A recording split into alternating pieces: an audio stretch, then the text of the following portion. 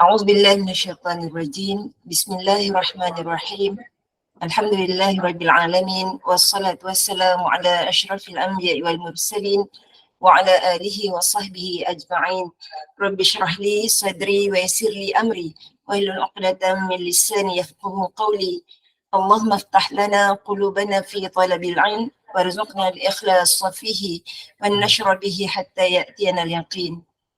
Assalamualaikum warahmatullahi wabarakatuh. Yang saya hormati Yang Amat Arif Datuk Haji Abbas bin Nordin, Hakim Mahkamah Rayuan Syariah, Puan Pengerusi Bonda yang saya kasihi Puan Rosniati Mansur dan barisan AJK Gemenur Iman, seterusnya para jemaah yang dirahmati Allah Subhanahu wa taala. Jutaan terima kasih kepada semua yang sudah hadir untuk sama-sama kita imarahkan solat kuliah maghrib di Taman Syurga Gemenur Iman pada malam ini.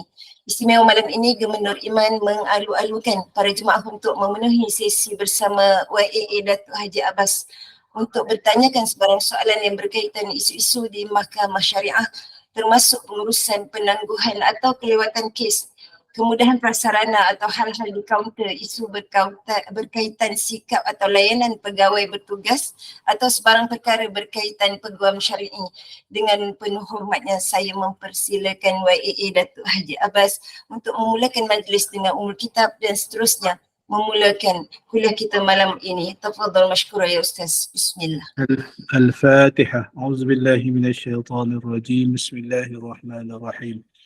الحمد لله رب العالمين الرحمن الرحيم مالك يوم الدين إياك نعبد وإياك نستعين اهدنا الصراط المستقيم صراط الذين أنعمت عليهم غير المغضوب عليهم ولا الضالين آمين.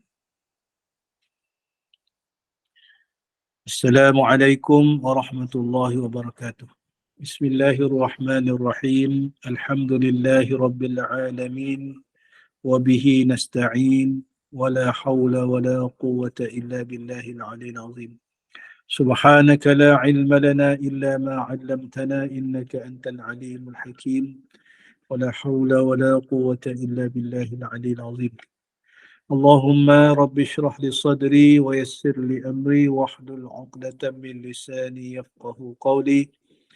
رب يسر ولا تعسر يا كريم. رب يسر ولا تعسر يا كريم. رب يسر ولا تعسر يا كريم. اللهم رب اشرح لي صدري ويسر لي أمري واحلل عقدة من لساني يفقه قولي. اللهم صل على سيدنا محمد وعلى آله وصحبه أجمعين. اللهم صل على سيدنا محمد وعلى آله وصحبه أجمعين. اللهم صل على سيدنا Muhammad wa ala alihi wa sahbihi ajma'in. Amma ba'd. Terima kasih kepada pengacara majlis yang saya hormati Puan Rosniati binti Mansur bersama barisan kepimpinan Gemenur Iman, para asatizah, hadirin, hadirat yang dikasihi dan dirahmati Allah Subhanahu wa taala. Alhamdulillah ya.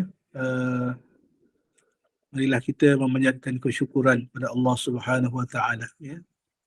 Di saat kesibukan kita pada penghujung tahun 2023 ini masih kita diberi kesempatan untuk bersama-sama dalam kuliah ilmu, insya-Allah. Mudah-mudahan Allah Subhanahu wa taala memberkati dan merahmati pertemuan kita ya. Mengampunkan dosa-dosa kita, menghadirkan para malaikat yang mendoakan dan meminta ampun kepada Allah bagi dosa-dosa kita, insya-Allah. Alhamdulillah walaupun belum ramai yang bersiaran bersama dengan kita kita fahamlah sekarang ini musim cuti dan banyak kenduri. Saya hari ini pun ada jemputan kenduri di samping menjaga ibu saya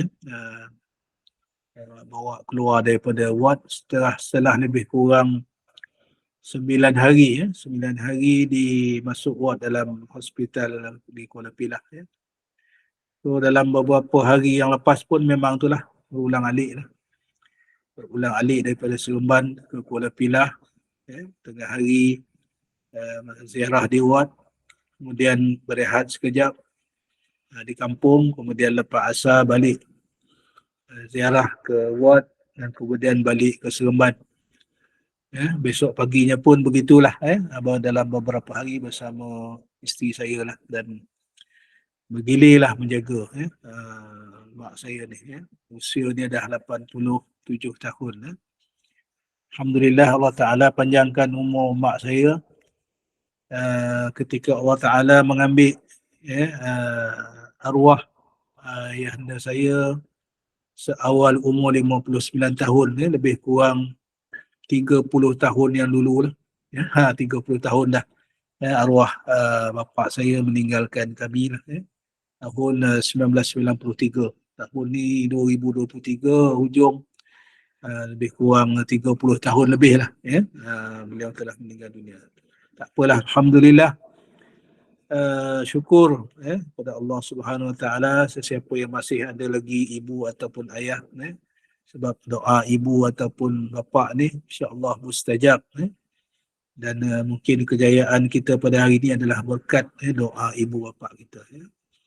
Jadi hadirin hadirat yang dikasihi dan dirahmati Allah Subhanahu Wa Taala, sebagaimana yang saya janjikan sebelum ini, iaitu pada malam ini insya-Allah kita akan membicarakan satu tajuk yang pada saya sangat penting juga, iaitu peranan bahagian sokongan keluarga di mahkamah syariah, yang mana bahagian sokong keluarga ini sejak diperkenalkan pada tahun 2007-2008 yang dulu, 2007-2008, kira dah berapa belas tahun dah, lebih kurang dah 15 tahun dah diperkenalkan. Banyak membantu kes-kes penyelesaian kes-kes nafkah ataupun tunggakan nafkah di mahkamah syariah. Sangat pada saya, penubuhan bahagian sokongan keluarga di mahkamah syariah seluruh negara ini begitu banyak jasanya kepada terutamanya ibu-ibu ataupun isteri-isteri yang diceraikan, yang diabaikan nafkah mereka selama ini. Jadi mudah-mudahan pada malam ini kita dapat sebanyak maklumat yang boleh kita kongsikan kepada sahabat-sahabat kita yang tidak hadir, dan juga kepada ahli keluarga kita, saudara mara kita, insya-Allah. Jadi untuk makluman hadirin hadirat sekalian, sekitar bulan Jun 2007, sewaktu yang amat berhormat Perdana Menteri mempengerusikan mesyuarat MKI, Majlis Kebangsaan Hal Ehwal Agama Islam Malaysia. Waktu itu MKI ini dipengerusikan oleh Yang Amat Berhormat Perdana Menteri, yang diuruskan oleh pihak JAKIM dalam hal ehwal agama, yang sekarang ini dipengerusikan oleh Sultan Selangor. Keputusan Majlis Raja-Raja yang mengambil keputusan drastik baru-baru ini, supaya institusi di Raja sendiri yang mempengerusikan. Maka Raja-Raja Melayu telah sepakat supaya Sultan Selangor dipilih untuk mempengerusikan MKI. Dulu Yang Amat Berhormat Perdana Menteri. Jadi pada tahun 2007, 7 Jun 2007 ni, Yang Amat Berhormat Perdana Menteri ketika itu mempengerusikan MKI ni, mesyuarat Majlis Kebangsaan Hal Ehwal Islam. Beliau telah menekankan ataupun memberi peranan kepada Jabatan Kehakiman Syariah Malaysia, di tempat saya bertugas sekarang ini, supaya mengambil satu inisiatif baru untuk menyelesaikan kes-kes tunggakan nafkah. Kenapa jadi begitu? Isu ini dibawa ke peringkat tertinggi negara. MKI ini adalah badan agama tertinggi negara lah pada masa sekarang ini. Yang di mana dalam mesyuarat ini dihadiri oleh menteri-menteri besar, Perdana Menteri sendiri dan menteri-menteri besar, pengurusi-pengurusi majlis agama, dan juga tokoh-tokoh agama tanah air yang terpilih untuk menganggotai Majlis Kebangsaan Haliwal Islam. Jadi oleh kerana isu tunggakan nafkah ini waktu itu begitu hebat diperkatakan, maka yang amat berhormat Perdana Menteri telah mengarahkan supaya Jabatan Kehakiman Syariah Malaysia mengatasi masalah ini. Ya. Dia apa yang berlaku sebenarnya, hadirin sekalian. Apa yang berlaku ialah apabila Mahkamah Syariah mengeluarkan perintah kepada seseorang untuk membayar nafkah, katalah kepada suami ataupun bekas suami, diperintahkan untuk membayar nafkah iddah ataupun diperintah membayar nafkah anak-anak, maka apa yang berlaku ialah selepas mahkamah buat keputusan, pihak isteri ataupun bekas isteri ni merasa seronok sebab mahkamah telah membuat perintah supaya bekas suami menunaikan tanggungjawab nafkah. Sama ada nafkah iddah, nafkah tertunggak ataupun nafkah anak-anak. Apa yang berlaku hadirin sekalian ialah selepas berlalu sebulan, 2 bulan, kadang-kadang sampai 6 bulan, kadang-kadang sampai bertahun-tahun, 1 sen pun tak dapat nafkah ni. Sebab apa? Sebab keingkaran suami ataupun bekas suami ataupun bapa tadi ni untuk membayar nafkah. Kenapa berlaku begitu? Sebab perintah mahkamah yang kes yang telah menang tadi ni hanya tinggal istilahnya paper judgement. Paper judgement sahaja. Maknanya keputusan di atas kertas sahaja. Kenapa tidak dilaksanakan? Sebab perintah Mahkamah Syariah ini tidak dikuatkuasakan. Tidak dikuatkuasakan. Macam mana nak kuatkuasakan perintah nafkah ni? Ada banyak cara. Ada banyak cara. Sama ada dengan melalui potongan gaji bagi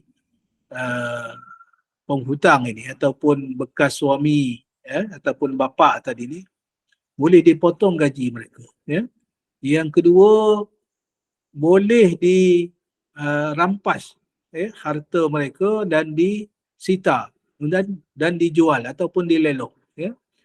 Dan yang ketiga, boleh melalui yang kita panggil proceeding garnishment ataupun dalam bahasa Arabnya proceeding al-hiwalah, yang melibatkan pihak ketiga. Maksudnya mungkin pihak bekas suami tadi tak ada duit, tetapi duitnya ada dalam bank, ataupun duitnya ada dalam institusi keuangan yang lain. Jadi orang yang memegang duit bekas suami tadi ni ataupun bapa tadi ni akan dipanggil. Jadi ada 3 parti terlibat. Isteri ataupun bekas isteri, yang kedua suami ataupun bekas suami, dan yang ketiga orang yang memegang duit atau harta bagi pihak suami. Jadi ini dipanggil proceeding hiwalah ataupun garnishment proceeding. Inilah cara-cara bagaimana perintah nafkah tadi boleh dikuatkuasakan.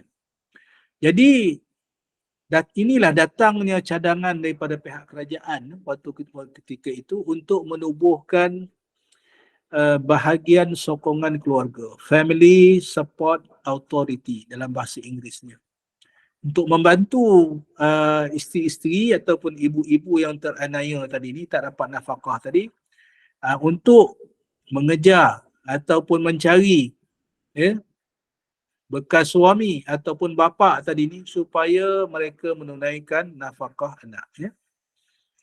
Jadi apa maksudnya hadirin sekalian? Sebab sebelum ini nafkah ini, perintah nafkah oleh mahkamah ini gagal dilaksanakan ataupun gagal dikuatkuasakan atas sebab kejahilan undang-undang satu. Jadi sebab tu dia tinggal paper judgement.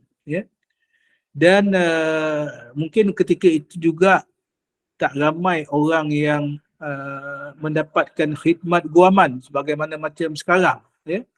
Jadi di mahkamah ni mahkamah ni meminta kalau kita nak minta perintah mahkamah ni, mahkamah akan beri apa yang kita minta. Tetapi kalau terma yang kita minta ini tidak bertepatan dengan undang-undang ataupun tidak jelas ataupun tidak terperinci, maka kita akan dapatlah perintah yang tak terperinci itu. Contoh, saya bagi contoh. Bila bicara suami isteri mohon nafkah iddah. Isteri mohon nafkah iddah contohnya 500 sebulan. Ya. Maka mahkamah pun akan keluarkan perintah supaya suami membayar nafkah iddah kepada isterinya 500 sebulan. Ya. Apa yang kurangnya? Perintah tu. Betul lah tu, RM500 sebulan sebagai nafkah iddah. Tetapi tidak cukup. Perintah tu tak cukup. Yang macam mana tak cukupnya? Yang pertama, tidak dijelaskan dalam perintah itu cara bayaran. Ya, ini akibat sebab tak pakai peguam satu hal. Ya, kemudian tidak dapatkan nasihat undang-undang. Ya, jadi itulah yang jadinya nafkah ataupun perintah nafkah tadi hanya tinggal perintah di atas kertas sahaja. Ya, sebab perintah itu tidak hanya sekadar perintah saja, tak boleh nak dikuat-kuasakan. Ya. Jadi dengan adanya bahagian sokongan keluarga tadi, ya, maka bahagian sokongan keluarga tadi boleh membantu. Ya. Boleh membantu semula membawa balik kes ini ke mahkamah atau pada peringkat awalnya diundingkan dahulu. Jika tak boleh akan dibawa balik ke mahkamah untuk dikuatkuasakan. Ya, dikuatkuasakan melalui 3 cara tadi. Ya, sama ada dengan potong gaji ataupun melalui sitaan, ya, disita harta bekas suami tadi ni ataupun bapa tadi ni. Kemudian harta tu kita jual, kita lelong dan sebagainya. Boleh, ya. Ataupun melalui prosiding hiwalah tadi yang saya sebut tadi ni, yang melibatkan 3 pihak. Ya. Ini yang berlaku hadirin sekalian. Ya. Jadi alhamdulillah, bahagian sokong keluarga ni ada saya lah, ya, sejak ditubuhkan telah memainkan peranan yang sangat aktif, sangat besar dalam membantu menguatkuasakan perintah mahkamah tadi. Bagaimana cara dia? Ya? Caranya dia, bila kerajaan tubuhkan bahagian sokongan keluarga tadi ni, ya, saya ingat waktu itu tahun 2008, ya. 2008 apabila bahagian sokong keluarga ni ditubuhkan di Jabatan Kehakiman Syariah Malaysia, ya, sebab kita minta pegawai ni.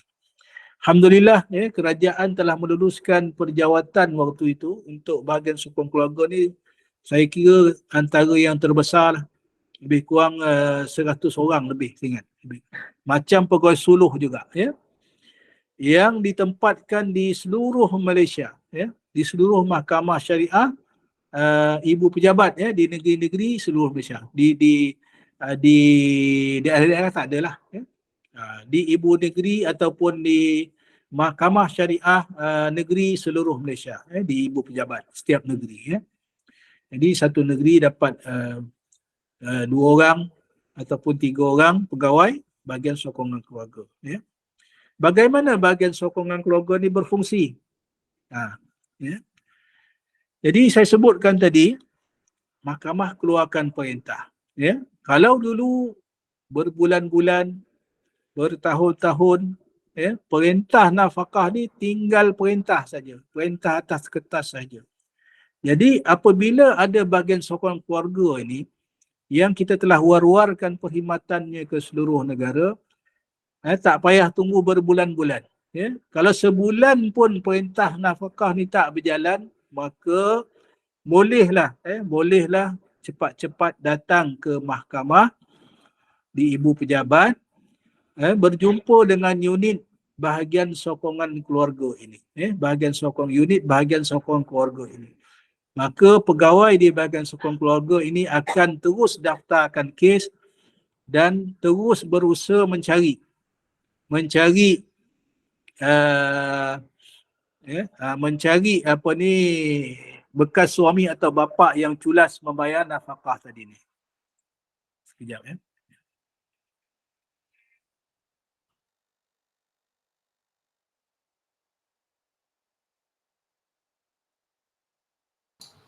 Weh, terkeluar ya benda.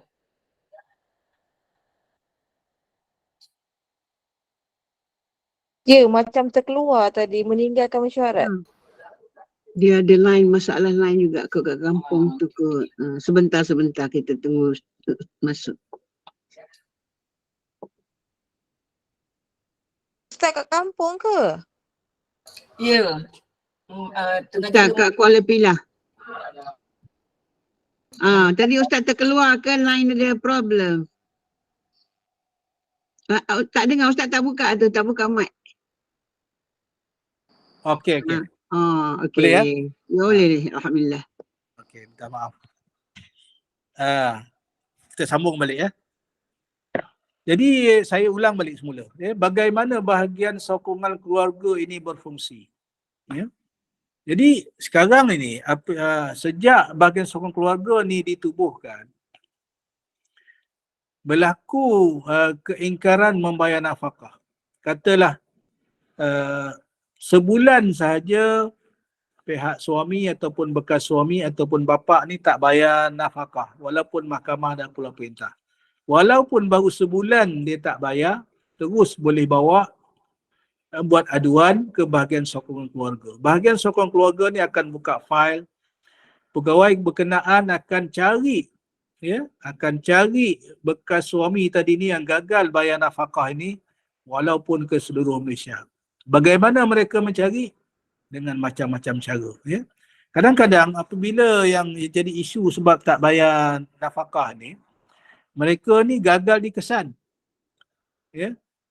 Bekas suami ataupun bapa tadi ni cuba menghilangkan diri. Ini banyak berlaku. Inilah tugas bahagian sokongan keluarga ni. Macam mana mereka mencari? Mereka mencari melalui pelbagai agensi. Melalui Jabatan Pendaftaran Negara, melalui Polis Diraja Malaysia, melalui Kastam dan juga lain-lain agensi. Ya. Yang mana melalui agensi-agensi ini, bahagian sokongan keluarga ni akan mendapatkan alamat terkini. Daripada situ akan dapat alamat terkini. Bila dapat alamat terkini bekas suami tadi ni yang culas bayar nafkah tadi ni, mereka akan kejar ke sana. Ya? Kejar. Ya? Bila dapat alamat, kejar, terus bagi notis. Terus bagi notis dan tetapkan untuk perundingan. Ya? Jadi ini fasa pertama. Fasa pertama beruling. Diheret dia balik ke mahkamah, tetapi bukan bercara, tetapi dirundingkan di bahagian sokongan keluarga. Okey. Tadi encik, contohnya suami tadi ni, encik suami, okey, encik suami dah tak bayar nafkah ni dah 3 bulan. Contoh, ya. Bulan ketiga jumpa, heret datang mahkamah. Okey. Dah 3 bulan tak jumpa. Tak bayar nafkah. Jadi sekarang nak bayar ke tak bayar? Nak bayar macam mana? Ansuran ke sekaligus? Itu dirundingkan dengan kehadiran yang menuntut tadilah, ya, bekas isteri hadir di hadapan pegawai bahagian sokongan keluarga tadi. Diberunding. Ini berunding cara baiklah, mana dipujuk, ya. Dipujuk, katalah mereka dia bersetuju, ya. Okey, dia kata tak apa, ya. Dia bagilah macam-macam alasan, biasalah tu kan, ya. Katanya pindah rumah lah, pindah kerja lah, macam-macam alasan. Tak apa. Bila dirundingkan berjaya, okey, tak ada masalah.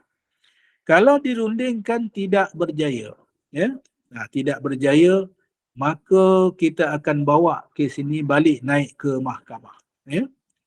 Naik ke mahkamah dan yang akhirnya pegawai bahagian sokongan keluarga tadi ni yang bertindak seolah menjadi peguam pula, ya, kepada yang menjadi mangsa, ya. Yang dah lama tak dapat nafkah ataupun tidak dibayar nafkah tadi. Dia bertindak sebagai macam seolah-olah macam peguam. Bercara pula di hadapan hakim, kalau dia tak hadir kan keluar waran tangkap. Ya. Dibicara di hadapan hakim dan sehinggalah diberi notis, kita panggil notis notis pengkomitan. Notis pengkomitan ni maksudnya dia akan jawab kepada mahkamah kenapa dia tak boleh dipenjarakan sebab gagal mematuhi perintah mahkamah tadi. Kenapa dia tak boleh dipenjarakan sebab dia gagal menunaikan perintah nafkah. Dia sampai ke tahap macam tu. Ya. Jadi yang awal tadi berunding, ya, dia diakhiri dengan notis, kita panggil notis pengkomitan. Jadi kalau dia gagal dengan notis pengkomitan ini, maka dia akan masuk penjara. Ya. Saya nak katakan di sini bahawa apabila sampai ke tahap ini, alhamdulillah pada kebiasaannya mereka bayar.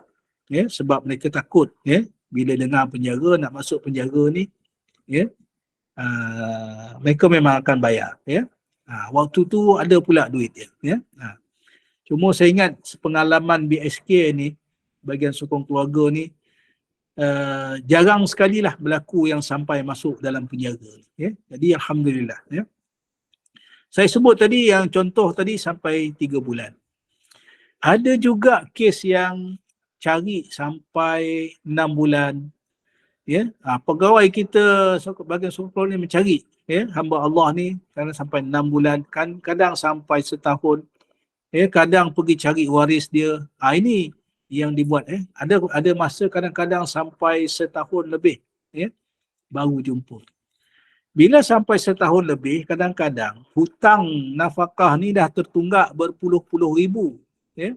Ada yang sampai dekat 100,000, ada yang sampai 100,000 lebih. Ya. Ada yang berlaku. Ya.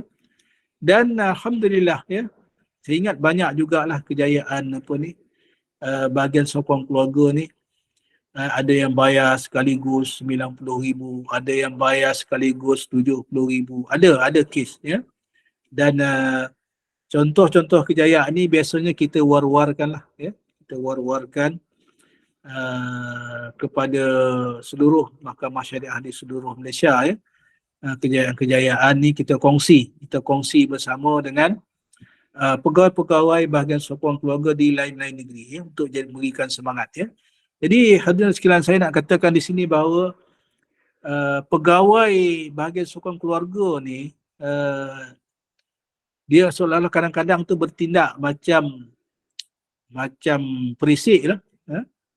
Dan mereka ni sanggup turun padang, pergi ke sana kemari, mencari waris kepada yang berhutang ni, ya, yang culas bayar nafkah ini. Ya. Kadang-kadang mereka diancam keselamatan, ya. Besar tanggungjawab pegawai bahagian sokong keluarga ini. Ya. Ada yang cuba diancam nyawa dan sebagainya. Ya. Ini tugas. Ya.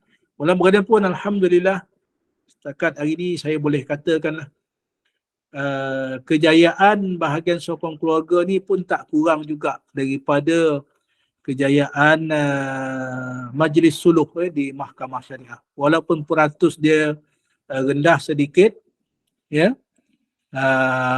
menghampiri juga, ya, menghampiri sekitar hampir 70%, ya, dapat diselesaikan oleh bahagian sokong berkaitan dengan kes tunggakan nafkah ini. Ya.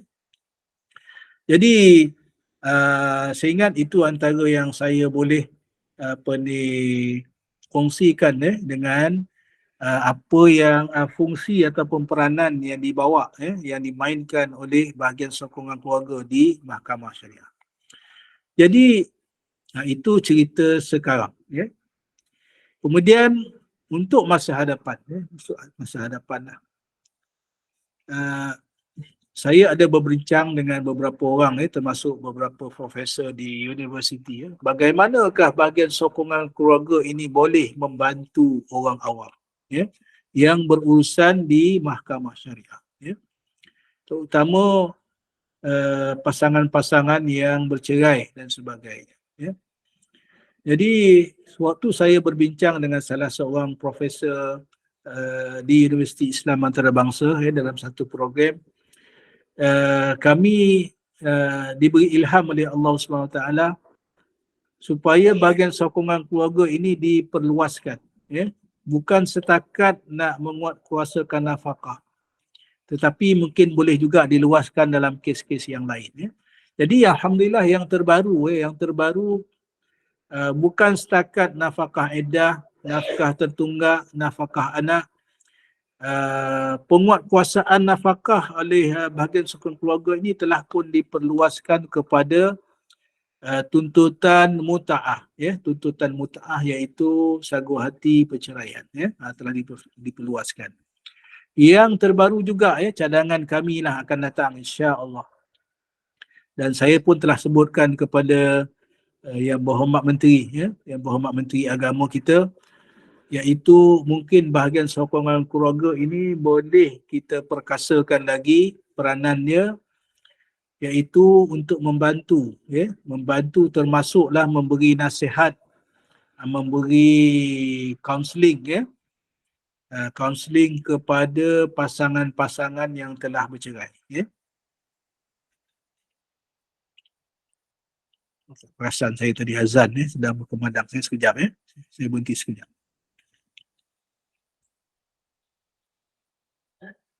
La ilaha illallah. Selesai azan, alhamdulillah.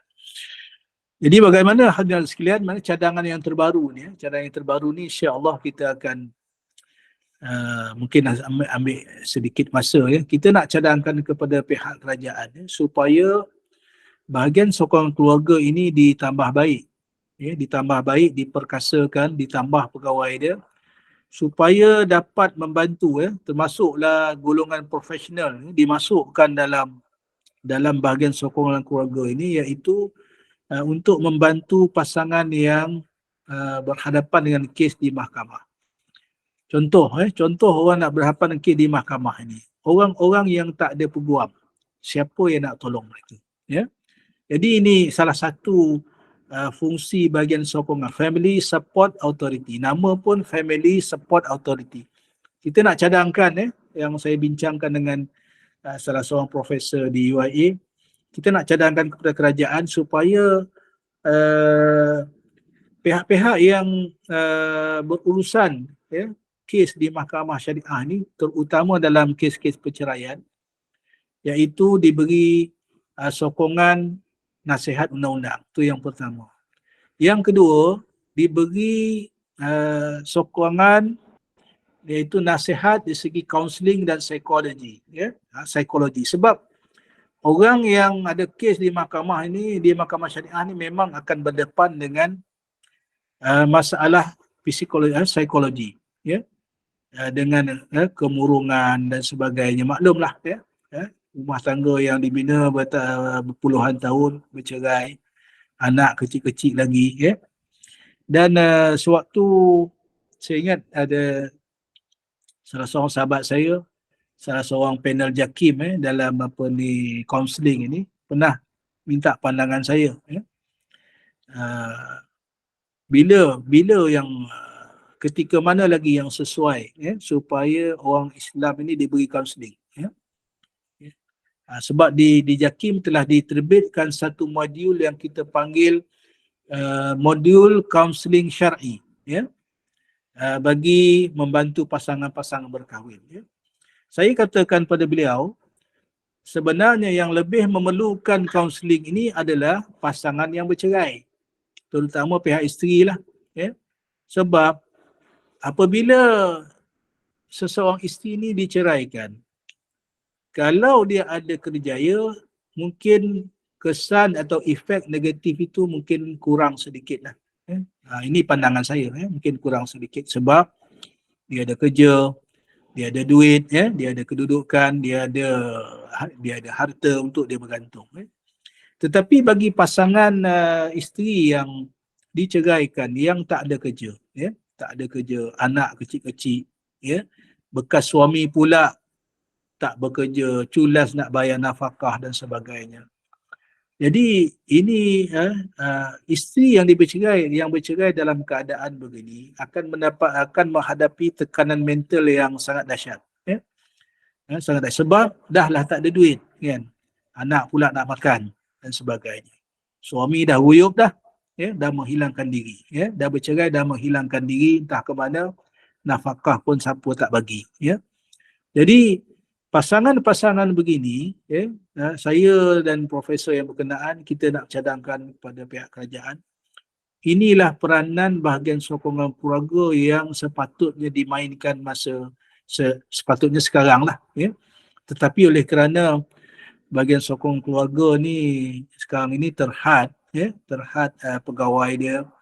Sekarang ini kita hanya memainkan peranan berkaitan dengan tunggakan nafkah, penguatkuasaan nafkah dan juga muta'ah, Dan insya-Allah saya pun dah sebut perkara ini baru-baru ini kepada yang berhormat menteri di Jabatan Perdana Menteri, Dan insya-Allah harap kita harap, dengan jika ekonomi kita baik, dan kita nak mencadangkan ini satu fungsi baru, fungsi baru ataupun fungsi tambahan kepada bahagian sokong keluarga ini untuk memberi support ataupun sokongan kepada pasangan yang bercerai, termasuklah apa yang sebutkan tadi, isteri-isteri yang ditinggalkan, terkontang-kanting, tak ada tempat bergantung, saudara mara pun tak ambil peduli dan sebagainya.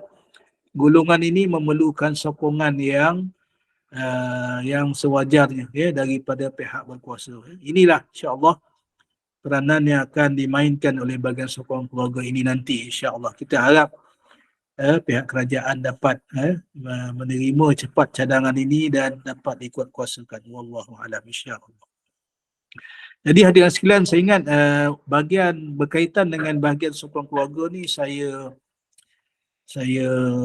berhenti di situ dulu, dan saya buka lah kot, pasal isu-isu semasa ni sebenarnya saya ada juga 2-3 perkara yang saya nak kongsi, Cuma saya ingat saya buka dululah soalan kot. Saya buka soalan. Sekarang dah pukul berapa? 8.37. 8.37. Ya, okey. Saya buka soalan dulu. Silakan jemaah. Di handphone ni susah sikit saya nak buka chat room ni. Okey, tak apa, kalau ada soalan di chat room saya bacakan, insya-Allah. Boleh, ya. Sila jemaah yang nak bertanya on mic pun boleh. Ya, sila.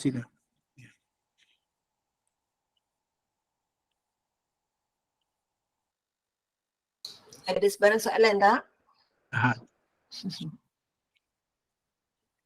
Saya lalukan soalan yang berkaitan dengan mahkamah tu lah, dengan mahkamah syariah. Isu pentadbiran, isu apa ni. Peluang ke masa ni bukan senang nak kawan juga dan sebagainya. Ya.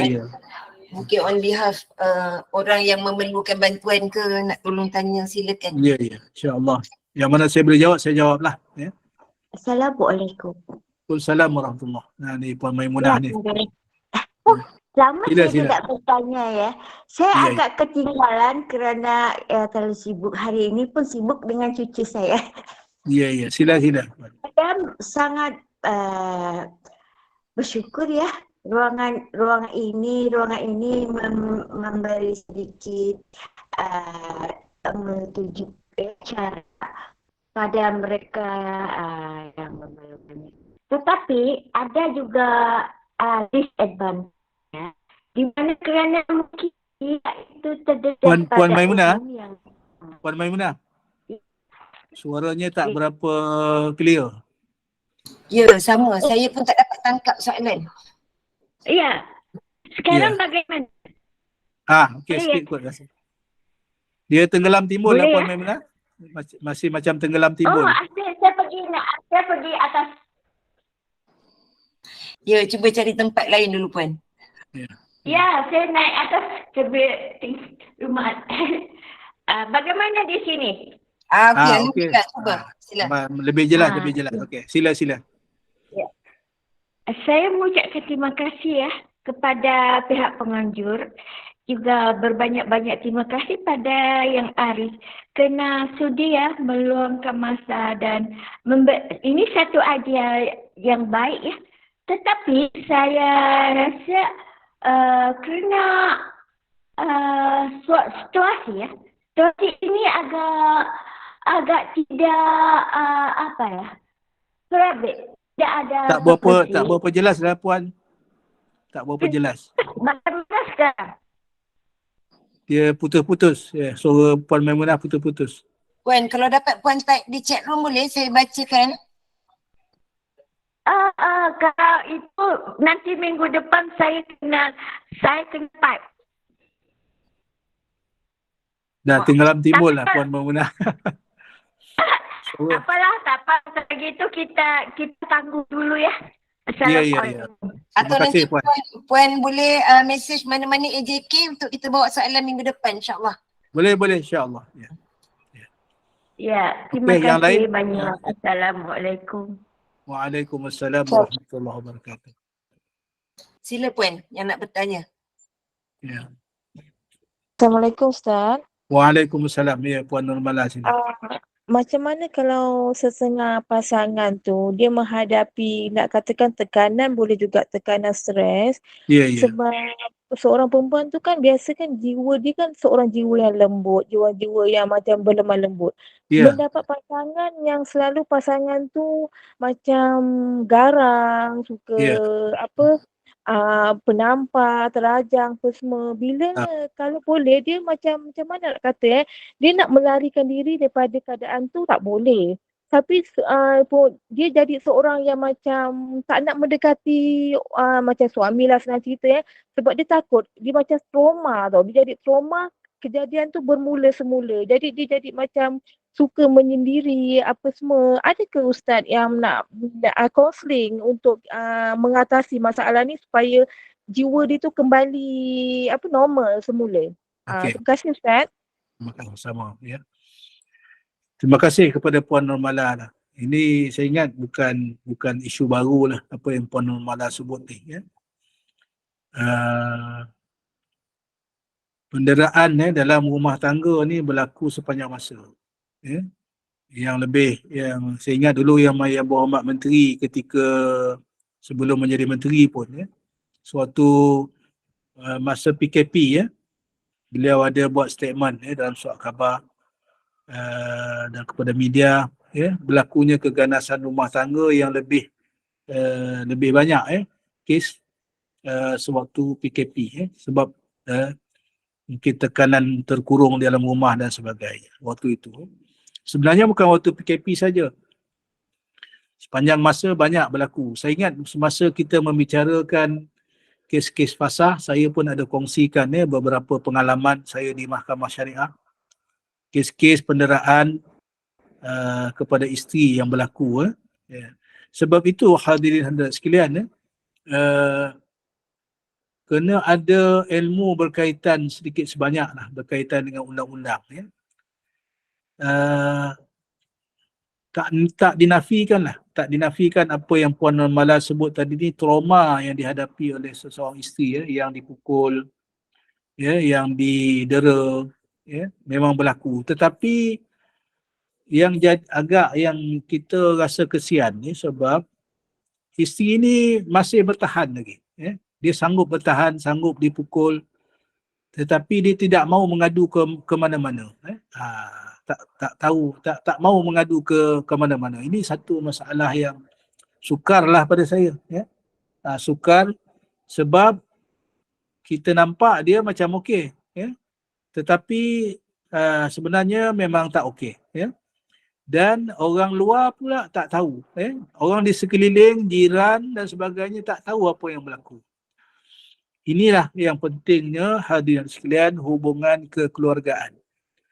Hubungan pengalaman saya lah, pengalaman saya di mahkamah. Hubungan kekeluargaan adik-beradik, saudara mara ni sangat mustahak. Sebab apa? Sebab bila sekarang ni kita ada family. Bila kita ada family, kita ada WhatsApp group family dan sebagainya. Kalau dulu pun sebelum ada WhatsApp ni, kita selalu berhubungan dengan telefon dan sebagainya. Jadi hari raya berjumpa kan. Raya sekurang-kurangnya setahun 2 kali kita berjumpa hari raya, bulan puasa, kenduri kendara dan sebagainya. Ni mustahak ni masa ni. Hubungan keluarga ni mustahak. Sebab dalam setahun tu sekurang-kurangnya 4-5 kali kita akan berjumpa dengan saudara mara kita ni. Sama ada majlis kahwin, sama ada hari raya puasa, hari raya haji ataupun masa kematian ahli keluarga, ya. Ini 4 peristiwa ni peristiwa besar pada saya lah. Kematian, hari raya 2 kali, 3 kali, kenduri kahwin 4. Ini peristiwa besar yang memang kita akan jumpa saudara mara kita. Jadi waktu jumpa saudara mara kita ni, kalau dulu tak ada WhatsApp pun, kita akan perasan. Kenapa ni berubah, kenapa ni nampak muram, yang ni kenapa nampak macam tak sihat. Kita akan tahu, kan? Ya, sekurang-kurangnya itu. Maknanya apa yang saya nak cakapkan di sini, apa yang saya nak kongsikan di sini, keprihatinan kita lah. Kalau tadi ni dia trauma, dia trauma, dia tak boleh nak berkongsi dengan orang lain. Jadi tanggungjawab siapa ni? Tanggungjawab kita lah, saudara mara lah. Saudara mara ni ya kena ambil berat. Macam saya kongsikan peristiwa di Seremban kan, kes yang mohon fasah di Seremban yang waktu itu saya jadi ketua pendaftar Mahkamah Tinggi Syariah Negeri Sembilan waktu itu, yang bagaimana dia didera oleh suami dia, dan dilacurkan oleh suami dia, dibuat video dan sebagainya, yang keluarga memang tak tahu dan dia pun tak bercerita dengan siapa-siapa.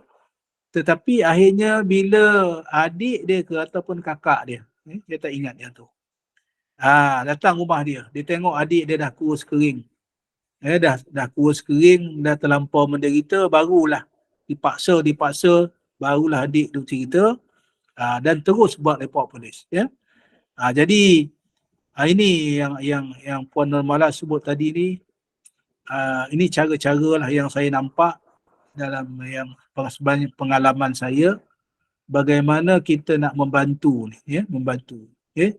Kalau boleh jiran tetangga, tapi jiran tetangga ni kita kadang-kadang kita takut nak masuk campur tangan, kan?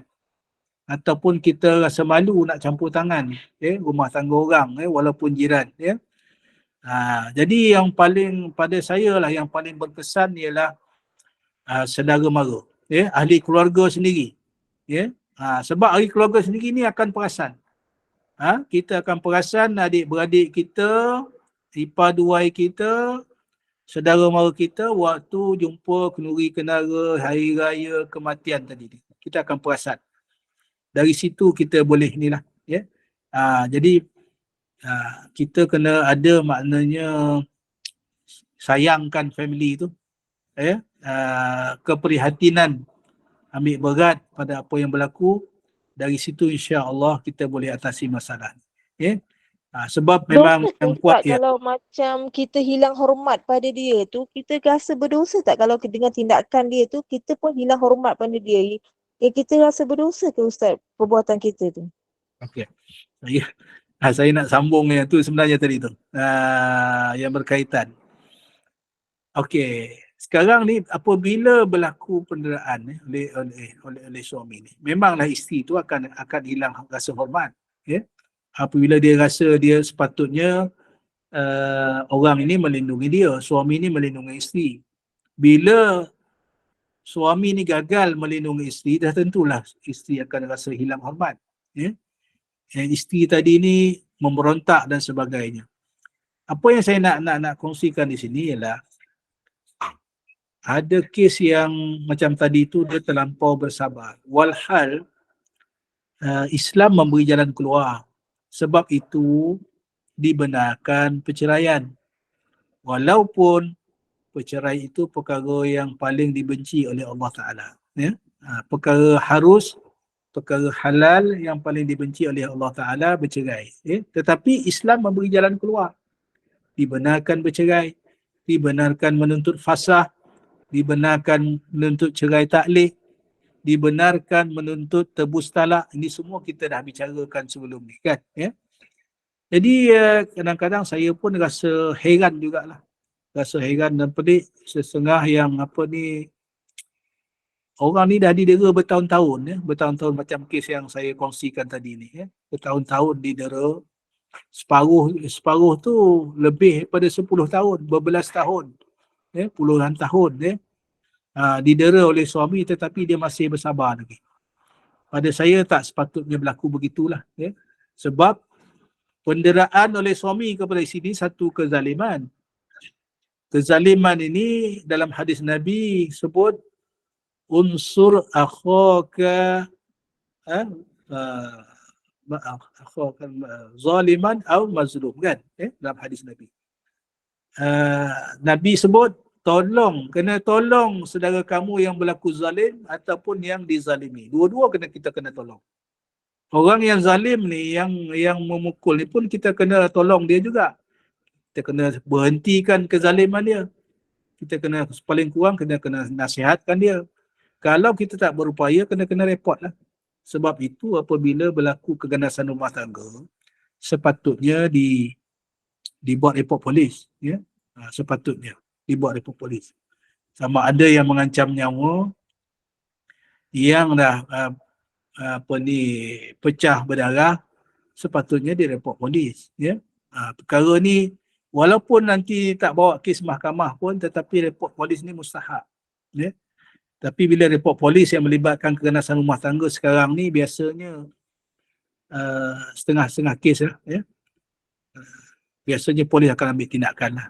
Ada juga kes yang walaupun kena pukul sampai lebam, polis nasihatkan untuk berbaik dan sebagainya. Ada kes, ya? Ada polis yang enggan ambil tindakan. Tetapi saya ingat sejak daripada wujudnya akta keganasan rumah tangga dan sebagainya, yang atas masuk akta kanak-kanak, saya ingat sekarang ni polis dah ambil tindakan tegas, ya. Bila ada aduan, ya. Itu yang saya boleh ni lah, ya, Puan Normala dan juga hadirin dan sekalian yang saya boleh kongsikan. Jadi kalau ada saudara mara kita yang terlibat, saya ingat kita kena ambil tindakan. Ya, sekurang-kurangnya kita nasihat dia. Kita fahamkan dia apa hak dia segi undang-undang. Ya. Undang-undang ini dibina atas hukum syarak. Ya, undang-undang keluarga Islam yang ditadbir di Mahkamah Syariah ni dibina atas hukum syarak. Ini hukum syarak membenarkan. Ya, kadang-kadang perempuan ni dia rasa malu nak minta cerai kan. Ya, ataupun malu supaya kes rumah tangga dia didedahkan pada orang, terdedah pada pengetahuan orang. Ya. Nak malu apa kalau dah sampai pecah berdarah kan? Ya, didera sampai teruk dan sebagainya, ya. Sampai luka-luka, ya. Jadi tak sepatutnya malulah, ya. Kena keluar, ya. Kita kena beri semangat pada orang yang berkenaan ni, kita kena beri semangat kepada dia. Ada lagi peluang, macam-macam peluang lain, ya, segi undang-undang, pembelaan yang dia boleh dapat, ya. Wallahu a'lam. Setakat itu saya boleh jawab takut, ya.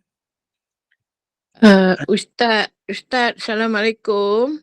Assalamualaikum warahmatullahi. Ya, Puan. Saya nak tumpang tanya tentang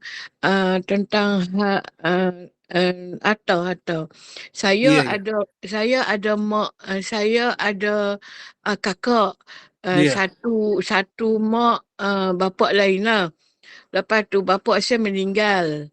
Jadi kita orang ada nak sewa rumah tu.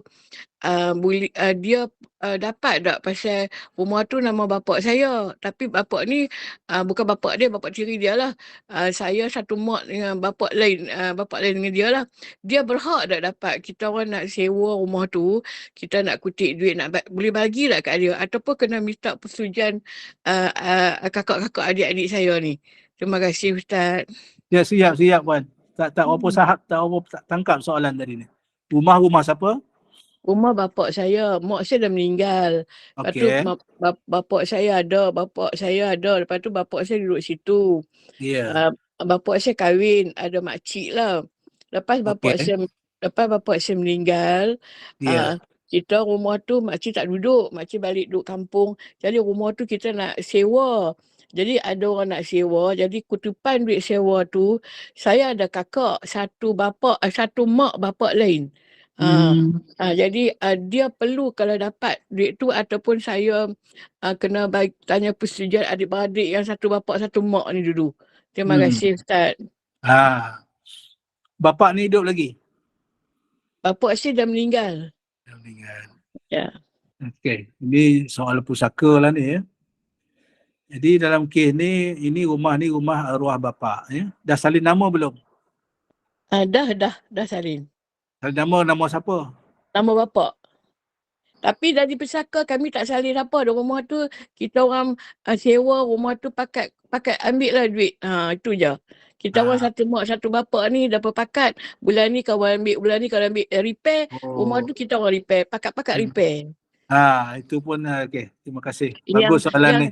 Yang kakak saya yang satu mak pak lain tu berhak tak nak dapat duit sini. Terima kasih Ustaz. Ya. Ni kalau saya jawab ni panjang ni. Boleh ni. Ya, saya cuba ringkas. Yang pertama, harta ni, rumah ni adalah rumah arwah bapa atas nama bapa. Dan yang saya nampak di sini belum dibahagikan lagi mengikut farailah, betul Betul Ustaz, betul. Belum. Bila belum dibahagikan Tapi mengikut Ustaz, faraid. Tapi Ustaz, bapa Ya. saya sebelum meninggal, Ya. dia pergi jumpa lawyer, saya ikut dia. Dia bubuh semua nama anak dia 5 atas rumah tu atas nama anak-anak dia kata. Surat tu ada. Terima kasih Ustaz. Tapi tak termasuk dengan kak saya yang satu mak tu, dia tak termasuk. Betul lah tu. Okey. Yang pertama sepatutnya bila arwah bapa ni meninggal, rumah ni dibahagikan hak dia mengikut pusaka. Nak letak nama siapa tu tak kira lah. Itu nasihat saya lah. Ya. Bila dibahagikan mengikut waris-waris yang berhak, yang pertama kena dikenal pasti dulu siapa waris. Ya. Dalam kes ni sebab tu saya kata tadi kalau nak jawab panjang. Yang pertama nak kena tentukan dulu siapa waris yang berhak atas rumah ni. Ya, waris yang berhak. Tadi saya nampak tadi tu adik-beradik tu 5 orang tu betul lah itu waris yang berhak.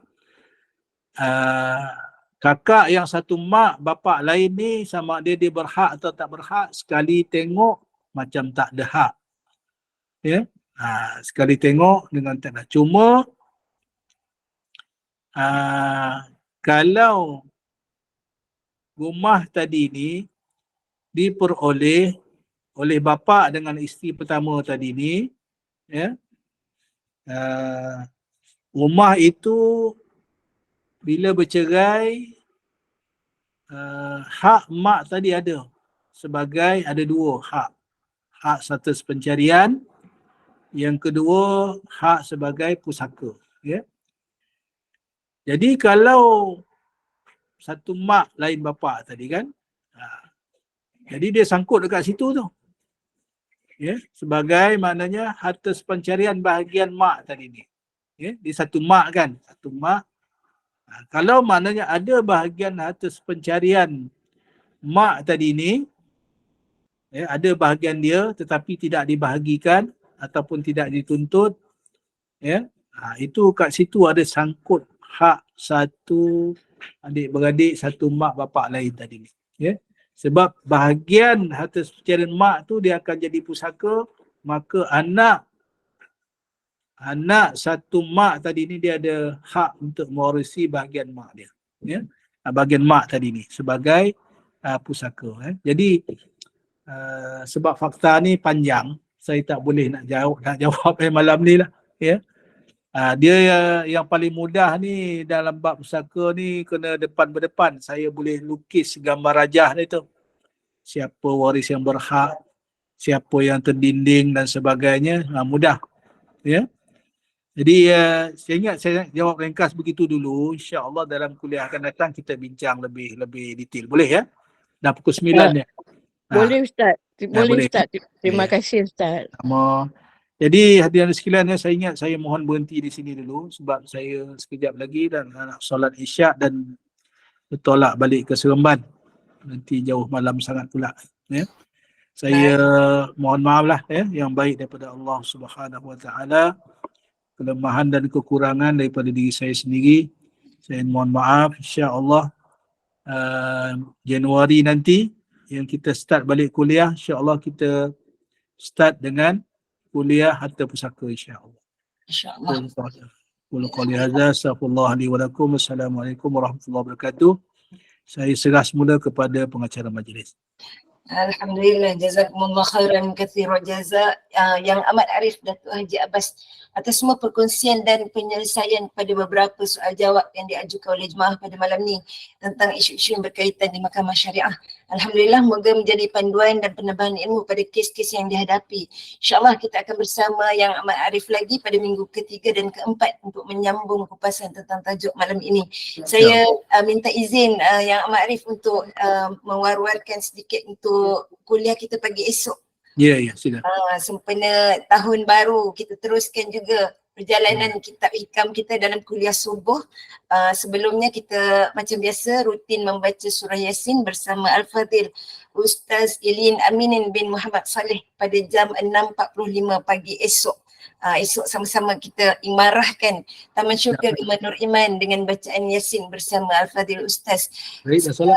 Kekurangan dan ketidaksempurnaan sepanjang kuliah Maghrib malam ini berlangsung, saya Puan Azrina Abu Bakar mewakili tim Gemah Nur Iman memohon jutaan kemaafan. Sekali lagi dengan penuh hormat dan ucapan terima kasih, saya mempersilakan Yang Amat Arif Datuk Haji Abbas untuk menutup kuliah Maghrib kita dengan tasbih kafarah dan surah Al-Asr.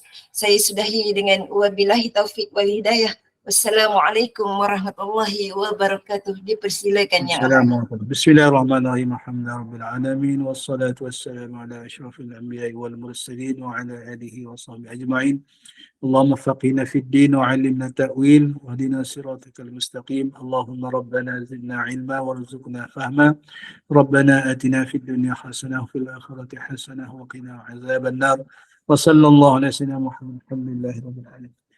Ketangguh dengan bacaan tasbih kafarah dan surat Subhanakallahumma wa bihamdika asyhadu an la ilaha illa anta astaghfiruka wa atubu ilaik. Bismillahirrahmanirrahim. Wal 'asri innal insana lafi khusrin إلا الذين آمنوا وعملوا الصالحات وتواصوا بالحق وتواصوا بالصبر. Sekian, Assalamualaikum warahmatullahi wabarakatuh. Waalaikumsalam warahmatullahi wabarakatuh.